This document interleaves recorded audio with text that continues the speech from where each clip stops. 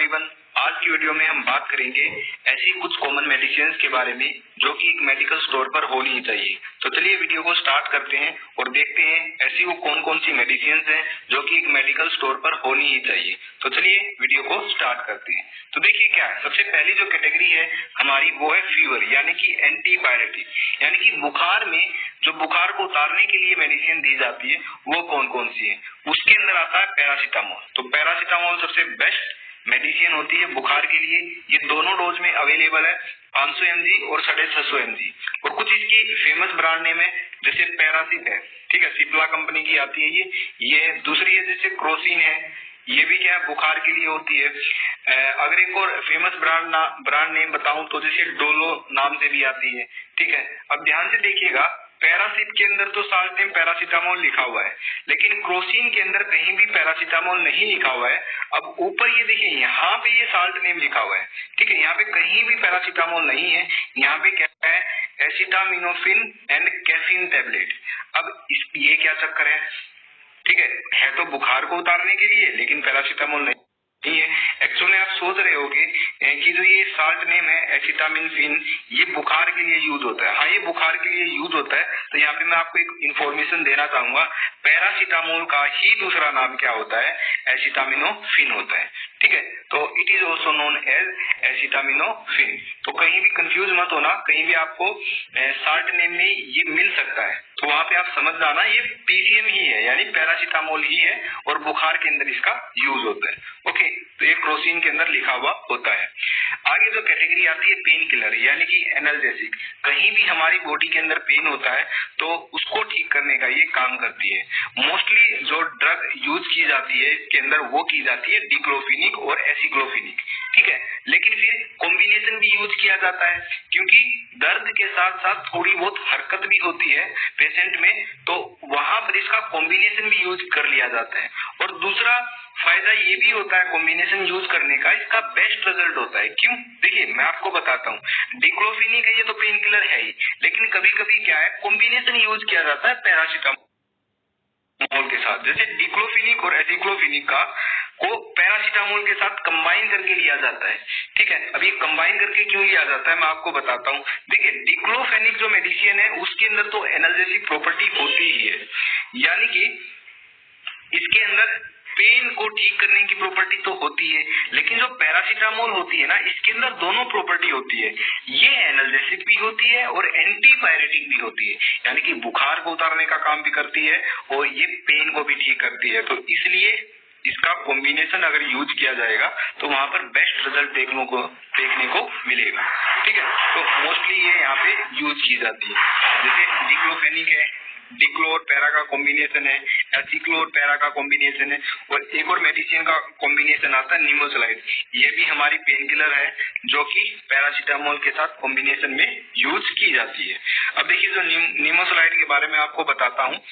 Nimesulide जो drug है वो एक्चुअल में बच्चों में कभी भी नहीं दी जाती है, क्योंकि इसका बहुत ही ज्यादा साइड इफेक्ट होता है लीवर के ऊपर, ठीक है। हिपेटोटॉक्सिसिटी कोज करता है ये निमोसलाइड, यानी कि लीवर को डैमेज करने का काम करता है निमोसलाइड। इसलिए बच्चों के अंदर तो ये बैन है, बड़ों में भी ये बैन है, लेकिन डॉक्टर के द्वारा ही ये दी जाती है। डॉक्टर को पता होता है कि ये कब देनी है, ठीक है, तो पेशेंट को देखकर ही ये दी जाती है निमोसलाइड। तो इसलिए अपने आप से कोई भी मेडिसिन आपको नहीं लेनी चाहिए, क्योंकि आपको नहीं पता है कि कौन सी मेडिसिन कितनी डोज में लेनी चाहिए और किस मेडिसिन का क्या साइड इफेक्ट हो सकता है।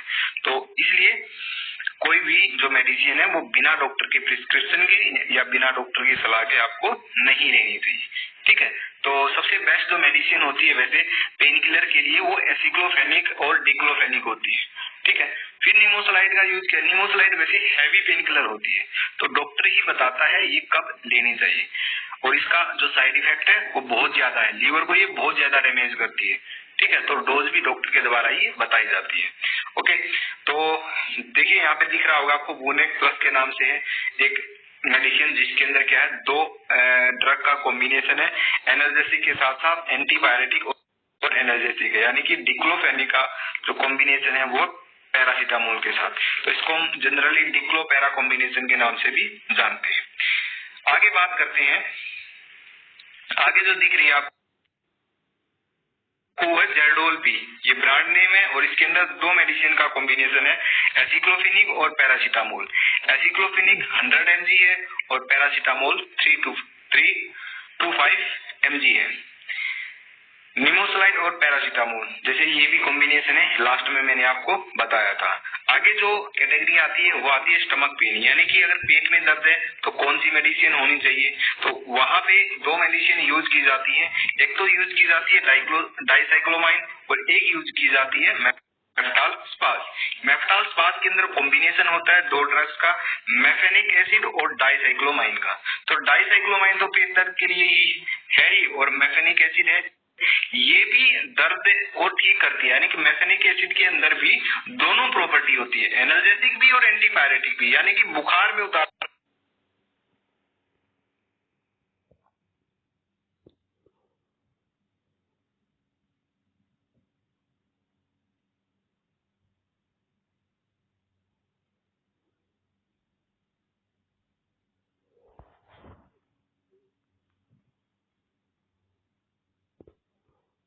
मेरा नाम प्रदीप मौर्य रावटे, मैं लातूर महाराष्ट्र में रहता हूँ। मैंने एक दिन टीवी पे माई लेवन सर्कल का ऐड देखा। आप रोज 1 रुपए में 1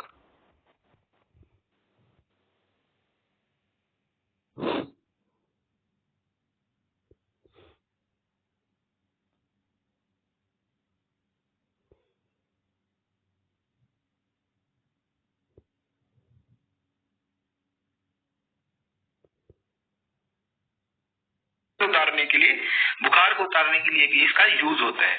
तो जो ज्यादा प्रॉपर्टी है, ज्यादा ये काम करती है मेफेनिक एसिड, वो है एंटीपायरेटिक, लेकिन इसके साथ साथ इसके अंदर एनर्जेटिक प्रॉपर्टी है, इसलिए कॉम्बिनेशन में इसका यूज कर लिया जाता है, बेस्ट रिजल्ट आता है इससे। ठीक है, तो मेफ्टाल स्पास में मोस्टली मेडिकल स्टोर पर आपको क्या मिलेगा, मेफ्टाल स्पास के नाम से ये मिलेगी।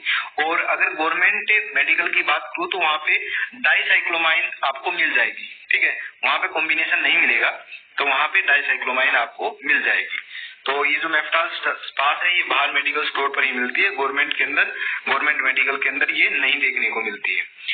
नेक्स्ट जो हमारी कैटेगरी आती है, अगर आपके पेट में जलन है, स्टोमक इरिटेशन है, तो पेट में जलन है तो वहां पे एंटासिड लिए जाते हैं, जैसे डाइजीन सिरप है, ये बहुत ही ज्यादा फेमस क्या है, सिरप है, जो कि अगर पेट में जलन है तो वहां पे ये लिया जाता है। तो आपको दिख रहा होगा डाइजीन नाम से है। ओके, तो ये वैसे डॉक्टर बताता है कि कितनी डोज लेनी चाहिए, जितने भी ये एंटासिड होते हैं ये अपने आप से नहीं लेने चाहिए। ऐसा नहीं है कि हर रोज आपको पेट में जलन हो रही है, हर रोज आप कितनी भी डोज अपने आप से ले रहे हो, तो बहुत ज्यादा नुकसान पहुंचाता है आपकी बॉडी के अंदर। ठीक है, तो आगे देखिए, आगे आती है वोमिटिंग और गैस। ठीक है, अगर आप उल्टी है तो वहां पे कौन सी यूज की जाती है, उल्टी के अंदर यूज की जाती है ओंडेनसेट्रोन एंड डोमपेरिडोन, ये दो मेडिसिन है जो यूज की जाती है। और अगर गैस है किसी पेशेंट को तो वहां पे यूज की जाती है रेनिटिडीन एंड पेंटोप्रेजोल। तो पेंटोप्रेजोल का एक कैप्सूल आता है और रेनिटिडीन की यहाँ पे टैबलेट आती है। अब क्या होता है मैं आपको बताता हूँ, रेनिटिडीन जो होती है ना, इसके अंदर क्या देखने को मिला कि इसके बहुत ज्यादा साइड इफेक्ट ये कोज कर देती है अगर ये हर रोज किसी पेशेंट के द्वारा रेगुलरली ली जा रही है। ठीक है, तो रेनिटिडीन ऐसा नहीं है कि अपने आप लोगे। तो एक्चुअल में क्या है मैं आपको बताता हूँ, एक स्टडी के अंदर दावा किया गया था कि रेनिटिडीन के अंदर कार्सिनोजेनिक है, मतलब कार्सिनोजेनिक प्रॉपर्टी पाई गई है, यानी कि ये कैंसर कोजिंग है। ठीक है, लेकिन कैंसर कोजिंग ये तभी हो सकती है जब बहुत ही ज्यादा क्वांटिटी में हर रोज ये ली जा रही हो। ठीक है, वैसे अगर मैं आपको एक और पॉइंट बताऊं तो जैसे आप ये हैंड सैनिटाइजर यूज कर रहे हो ना, अगर कोई व्यक्ति लगातार हर रोज हैंड सैनिटाइजर यूज कर रहा है तो कई सालों के बाद भी वो कार्सिनोजेनिक इफेक्ट शो करता है, यानी कि जो हैंड सैनिटाइजर है वो भी कार्सिनोजेनिक है, यानी वो भी कैंसर कोज कर सकता है। लेकिन इसका जो रिजल्ट है वो बहुत कई सालों के बाद देखने को मिलता है हैंड सैनिटाइजर का। ठीक है, और रेनिटिडीन की बात करूं तो इसके बारे में कुछ अभी तक मतलब कंफर्मेशन नहीं है कि ये कार्सिनोजेनिक प्रॉपर्टी है, ये कैंसर कोज करती है, कब करती है, ये भी मतलब प्रॉपर स्टडी नहीं है। लेकिन फिर भी कोई भी मेडिसिन, बार बार मैं आपको कह रहा हूँ, कोई भी मेडिसिन आपको अपने आप से नहीं लेनी है, अपने आप लेने लग जाओ कितनी भी डोज। ठीक है, कितनी भी बार, तो ऐसा नहीं करना है। ठीक है, ये है कि कभी कभार आपने ले ली तो चल जाएगा, लेकिन बिना डॉक्टर के परमिशन के आपको नहीं लेनी। तो ये है थी वोमिटिंग और गैस के लिए। ठीक है, नेक्स्ट जो कैटेगरी आती है वो है एंटी एलर्जिक। एंटी एलर्जी के अंदर यानी कि कहीं पे एलर्जी है या फिर किसी कीड़े ने काट लिया है, ठीक है, तो वहां पे इन मेडिसिन का यूज किया जाता है। ओके, तो पहली जो इसके अंदर आती है मेडिसिन वो है सिट्रिजिन और लेवोसिट्रिजिन के नाम से भी आती है। ठीक है, अलग अलग होती है, सिट्रिजिन और लेवोसिट्रिजिन दोनों ही एंटी एलर्जिक होती है। और आती है एविल। एविल बहुत ही फेमस ब्रांड नेम है। इसके अंदर जो साल्ट होता है वो होता है फिनेरमाइड, जो कि आपको यहाँ पे दिख रहा होगा, फिनेरमाइड मेलेट। तो ये दोनों ही जो मेडिसिन है ये यूज की जाती है, कहाँ, एलर्जी के अंदर यूज की जाती है। तो नेक्स्ट हमारी जो कैटेगरी है वो है एंटीबायोटिक्स। तो यहाँ पे कुछ ऐसी एंटीबायोटिक्स हैं जो कि मेडिकल स्टोर पर होनी चाहिए, जैसे कि अमोक्सिसिलिन एंड पोटेशियम क्लेवनेट, जिसको हम अमोक्सिक्लेव के नाम से जानते हैं। ठीक है, ओफ्लोक्सासिन एंड ओरिंडाजोल, जो कि ओफ्लोक्स ओजेड से बहुत ज्यादा फेमस है। ये जो ओफ्लोक्सासिन और ओरिंडाजोल है ये यूज की जाती है डायरिया के अंदर। अगर किसी को बहुत ज्यादा दस्त लग गए हैं तो वहां पे ये यूज की जाती है, या फिर इंटेस्टाइन में इन्फेक्शन हो जाता है उसकी वजह से दस्त लग गए तो वहां पे इसका कॉम्बिनेशन यूज किया जाता है। सबसे पहले तो ओरिंडाजोल दी जाती है, अगर दस्त ठीक नहीं होते हैं तो वहां पे फिर ये ओफ्लोक्स ओजेड का यूज किया जाता है। सिफिक्सिन है, सिफ्रोफ्लोक्सासिन है। तो ये कुछ एंटीबायोटिक है जो एक मेडिकल स्टोर पर होनी जरूरी है।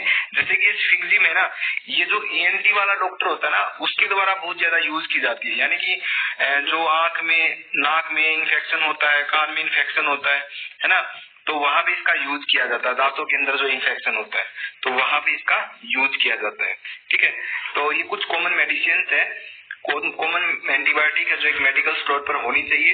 वैसे एंटीबायोटिक्स के बारे में एक अलग वीडियो बनाएंगे और वहां पे बिल्कुल डिटेल में डिस्कस करेंगे कि हर एक एंटीबायोटिक का क्या यूज है।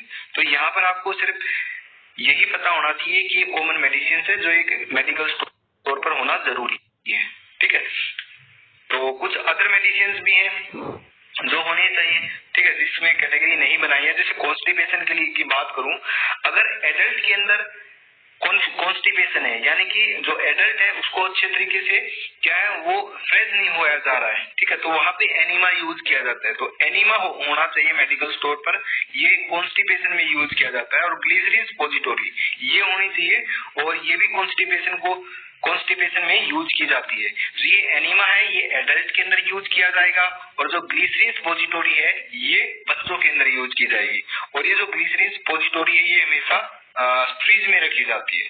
ठीक है, तो कहीं भी आप स्टोर पे जाओगे तो आप फ्रीज में चेक करना, वहां पे जरूर मिलेगी। ठीक है, किसी भी मेडिकल स्टोर पर। नेक्स्ट है हमारा बी कॉम्प्लेक्स का कैप्सूल आता है, बिकासूल नाम से बहुत ज्यादा फेमस है। ठीक है, तो अगर आपके मुंह में छाले हो गए हैं, माउथ अल्सर हो गया, तो वहां पे भी इसका यूज किया जाता है। नेक्स्ट जो मेडिसिन है वो है आइसोसोर्बाइड डाइनाइट्रेट। ये मेडिसिन भी बहुत ज्यादा जरूरी है मेडिकल स्टोर पर रखनी, क्योंकि ये हार्ट अटैक इसको आ जाता है, या फिर चेस्ट पेन है किसी को बहुत ज्यादा, तो वहां पे इसका यूज किया जाता है। ठीक है, ये आइसोसोर्बाइड डाइनाइट्रेट जो ये मेडिसिन है ये जीभ के नीचे रखी जाती है। ठीक है, तो वहां पे ये फास्ट एक्शन इसका, अगर ये जीभ के नीचे रखी जाती है तो वहां से ये एब्जॉर्ब हो जाती है। ठीक है, तो तब ये अपना एक्शन शो करती है, तो इसलिए इसका फास्ट एक्शन होता है। ओके, तो ये हमारी कुछ अदर मेडिसिन थी जो कि मैं दिखाऊं। ये एनीमा की स्ट्रक्चर है, और ये आपको दिख रही होगी, ये हमारी स्पोजिटोरीज है, ग्लिसरीन स्पोजिटोरीज है जो फ्रीज में मिलेंगे आपको हमेशा। ठीक है, तो ये जैसे बिकासूल के कैप्सूल है, बी कॉम्प्लेक्स के, जो माउथ अल्सर में यूज किए जाएंगे। ये आइसोसोर्बाइड डाइनाइट्रेट है जो कि हार्ट अटैक या चेस्ट पेन के अंदर यूज की जाएंगी। ठीक है, तो ये कुछ कॉमन मेडिसिन थी